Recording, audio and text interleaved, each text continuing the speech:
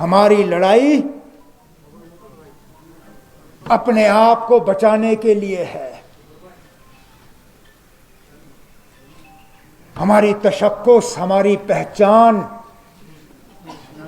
हमारी शनाख्त, हमारा आने वाला कल, ये लड़ाई उसके लिए है।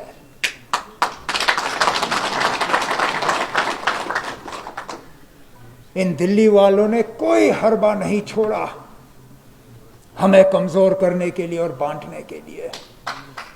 काश जो अकल हमें अब आई है एक साथ काम करने की,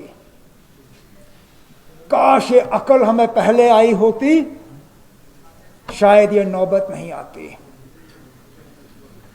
मरकज ने बार बार ये कोशिश की कि हमारी आवाज यहां कमजोर हो जाए, और उस कमजोर आवाज का नतीजा आज आपके सामने है। हम बिखर गए और इनकी साजिश पूरी हो गई। हमारी आवाज कमजोर हो गई और इन्होंने हमारी पहचान मिटा दी। लेकिन आज भी वो लोग जो दिल्ली में कहते हैं कि हमने जम्मू कश्मीर के साथ 5 अगस्त को ये सब किया, इस रियासत को पूरी तरह इस मुल्क के साथ मिलाने के लिए, आज भी वो हमारे साथ फर्क करते हैं। नहीं तो मुझे बताइए, कल जो जमीन के लेन देन के कानून यहां बनाए गए, इससे मजबूत कानून तो और रियासतों में है।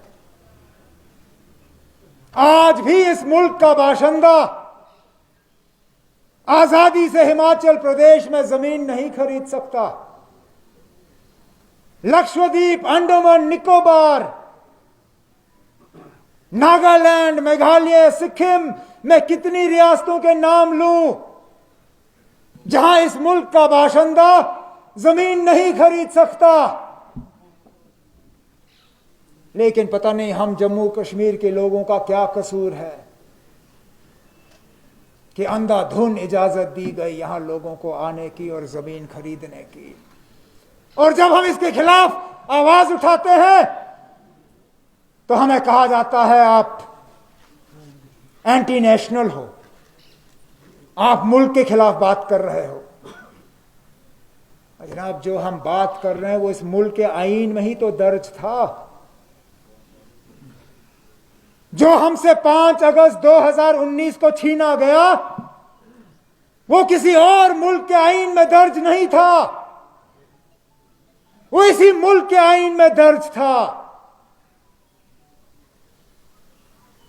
अगर जम्मू कश्मीर को वो खसूसी दर्जा नहीं दिया होता, क्या पता 1947 में क्या अलग कहानी बन जाती। और जिन कानून को आज बदलने का काम हुआ,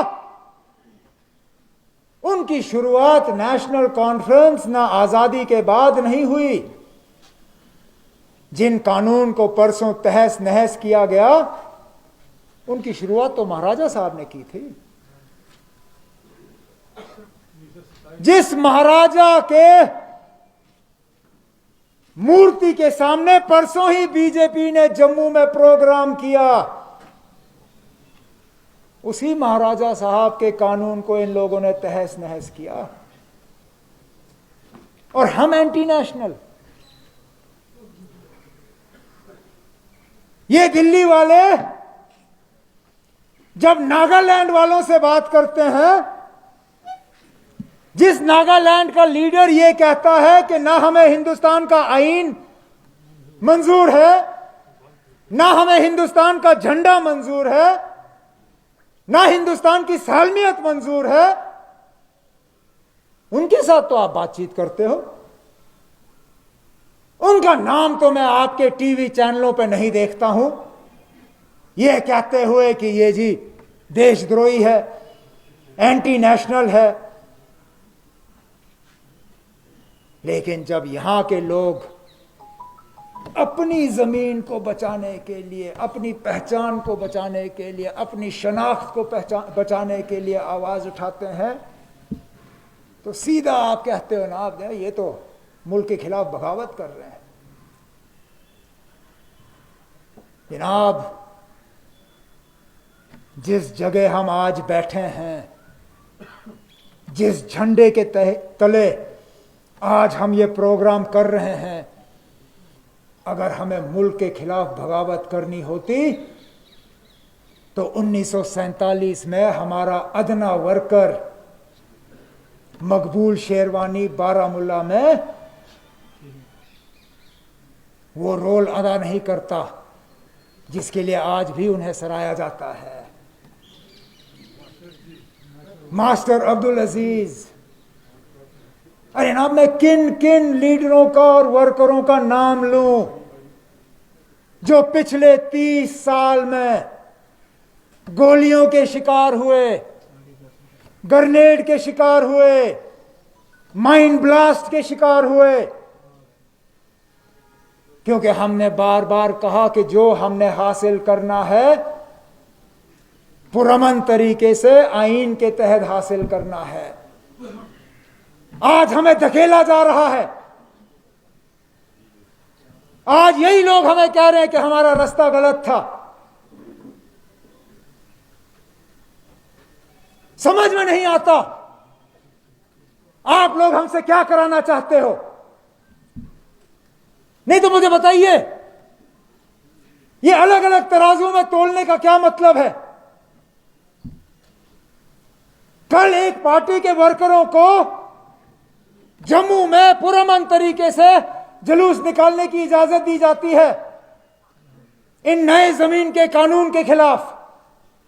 पुरअमन तरीके से निकले, नारे निकाले, जुलूस किया और गए वापस। आज उसी तंजीम ने श्रीनगर में पुरअमन तरीके से एक जुलूस निकालने की कोशिश की और क्या किया आपने?